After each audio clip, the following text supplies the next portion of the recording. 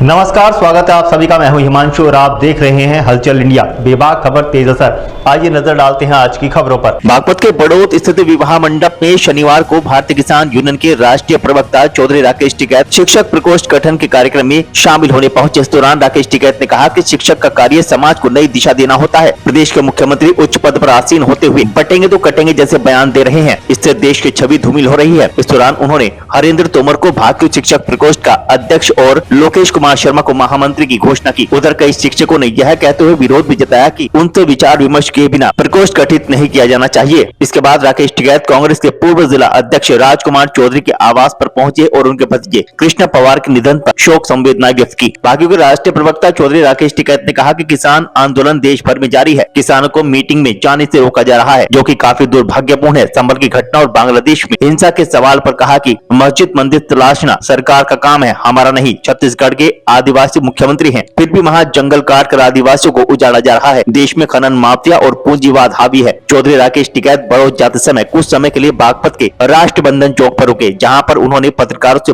बात की और बताया कि वह शिक्षकों को जोड़ने का काम कर रहे हैं, शिक्षकों की समस्या निस्तारण करने का काम करेंगे। आज टीचरों के प्रोग्राम में हम आए हैं।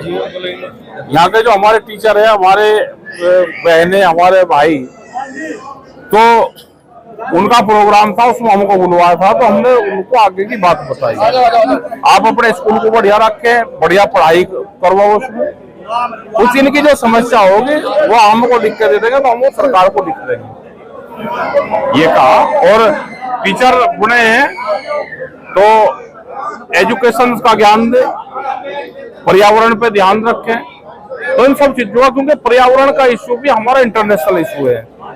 तो हमारा क्लाइमेट बहुत खराब हो रहा है, तो हम हर बच्चे को अगर पेड़ पर लगा देंगे, जन्मदिन है तो पेड़ पर लगा दिया, उसका जैकवा जन्मदिन, तो एक ही अगर पेड़ लगा दे, या हमारे अगर 25 साल की योजनाएं चल रही तो हमारा 200 साल तक पर्यावरण बिल्कुल ठीक रहेगा।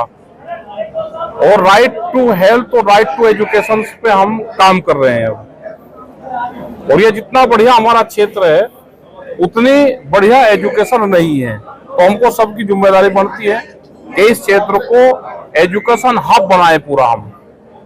सर, एक बयान था बटने का ये है कि जिस तरह से बहुत से किसान संगठन बन गए, और उसका नतीजा ये है कि जमीन अधिग्रहण हो रही, उसके भाव नहीं बढ़ रहे, सर्किल रेट नहीं बढ़ रहे, किसान आंदोलन करता है तो पुलिस उनको जेलों में बंद कर रही।